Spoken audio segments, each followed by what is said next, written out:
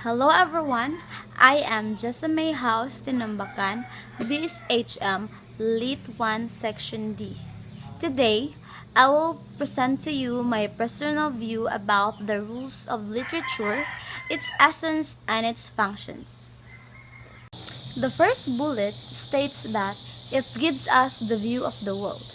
It reflects the various experiences, ideas, and passion of human beings in their daily lives that express in the several forms of styles of literary works. Second, it can derive from human problems, included values, morals, cultures, and human interests. Lastly, the readers may get a certain expression of what he or she has read. There are two types of categories of literature as an art form. First is imaginative literature. It is highly connotative, which means that used in literary words have feelings and shades of meaning that words to tend to evoke. Second is the non-imaginative literature. Means that the word refers to the meaning in dictionary. Function of literature. The first function is entertainment function. It is known as pleasure reading. In this function, it is used to entertain its readers, and it is consumed of the sake of one's enjoyment. Second is social and political function. It is shows how society works around them or us.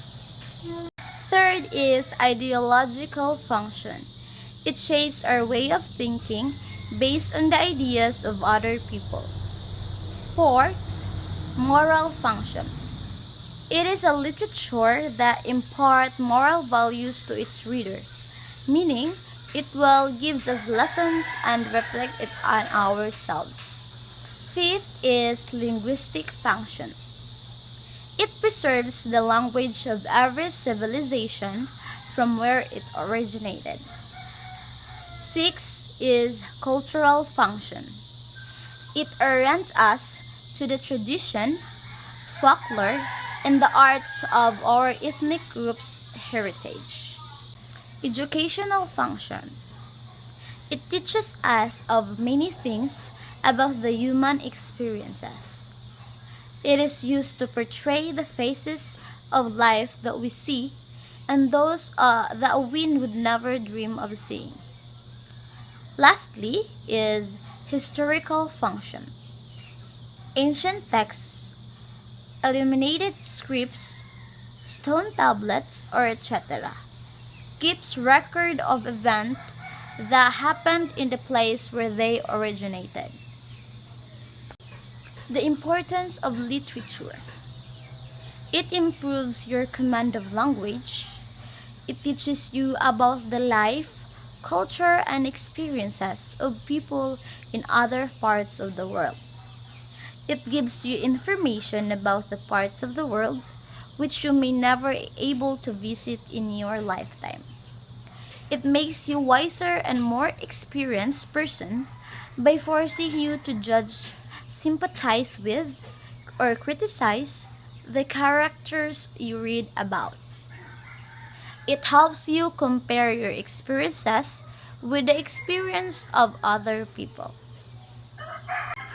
Determine the uniqueness of each literary genre and approaches in literary criticism in the form of lists or graphs. The form that I use is a table form. So this first table is all about the literature genre and its features. So the literature genre have four genre. It is fiction, non-fiction, drama, and poetry. The uniqueness of fiction is it is created by the imagination. Non-fiction is facts or real events. Drama is imitation, and for poetry is wisdom language. These are the examples of literature genres. First is drama. It is made of dialogue and set of direction. It is designed to be performed. Poetry is an open form and closed form. It is also relies on imagery, figurative language, and sounds. The example of prose or fiction is myths, also fables, novels, and short stories. The, the last one is prose or nonfiction. Its example are news, reports, journals, articles, essays, textbooks, biographies, and etc. The second table form that I presented is about literary criticism and its features. So the first literary criticism is a formalist approach. It deals with primarily with the text. Second is the deconstructionist approach. It is a self-analysis. Third is historical approach. It is for the author's beliefs. Marxist approach is an interpretation. Feminist approach is the perspective of women tradition. Biographical approach. It is a reflection to the author's life and times. Reader response approach. Personal reaction to the text. Psychological approach. It is an interpretation of the text. Sociological approach.